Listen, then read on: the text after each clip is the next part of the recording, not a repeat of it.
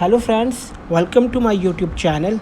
Many iPhone users have been reporting that their iPhone shows cellular issue detected error since new version of iOS update. In this video, I will show you how you can fix this issue. So let's start the video. First, open the control center on your iPhone. On the control center, turn on airplane mode.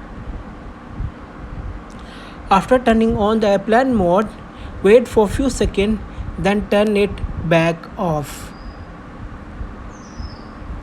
So friends, if this method doesn't work, then try the next method.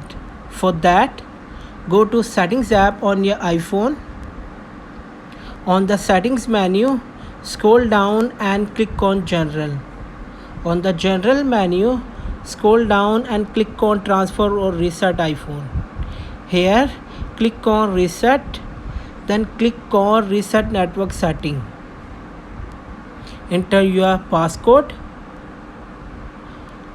This will delete all network settings, returning them to factory default. Click on Reset Network Settings to confirm that you want to reset your iPhone settings.